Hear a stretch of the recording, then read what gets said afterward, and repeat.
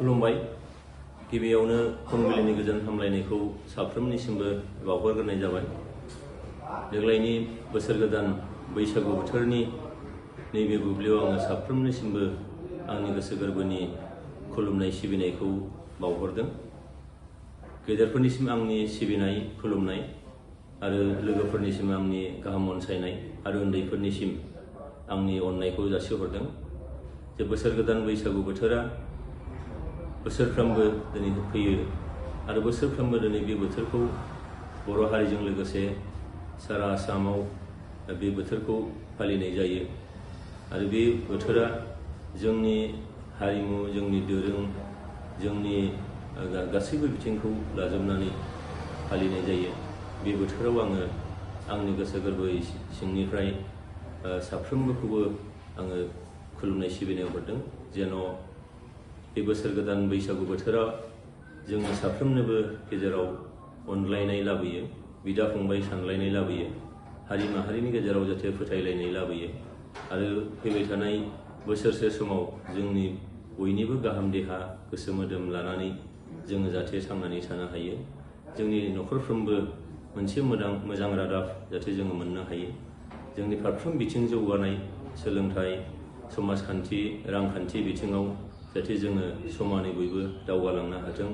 इसोरनि खाथियाव आंनि आर'ज आरो आं मिजिं खालामो बे बैसागु बोथोरा जोंनि गेजेराव सहायलायनाय, फोथायलायनाय बेखौ लानानै होफैयो।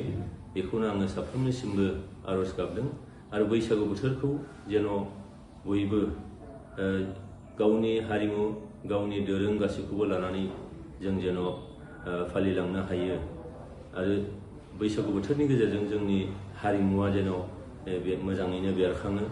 जोङो बोराय बेन्थ', सेंग्रा सिख्ला, लाइमोन गासिबो जेन' गोसो होसारनानै बैसागुखौ जोङो जाहाथे रंजानो हायो। बेखिनिखौनो आङो बयनिसिमबो खावलायबाय। गोजोन्थों।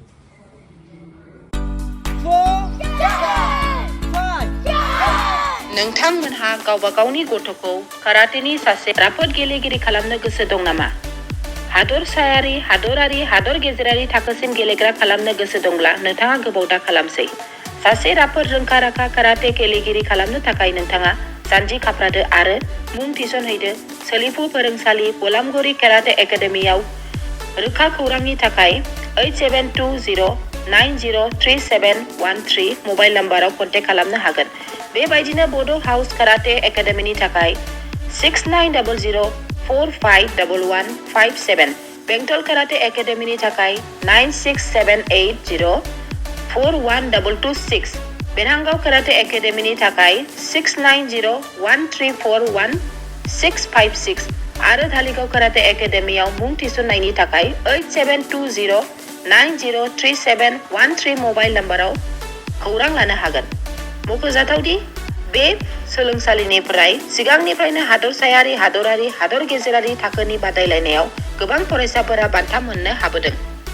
बे मुंख'नाय फोरोंसालियाव रोंग'थि गोनां फोरोंगिरिया फोरोंथाय होनानै नोंथांनि गथ'खौ सासे राफोद काराटे गेलेगिरि सोरजिनायाव मदद आरो जाफुंसार खालामगोन। अब्ला मानोथो गोबाव खालामनो? थाबैनो नोंथांमोनहाबो नोंथांनि गथ'खौ मुं थिसनहैदो।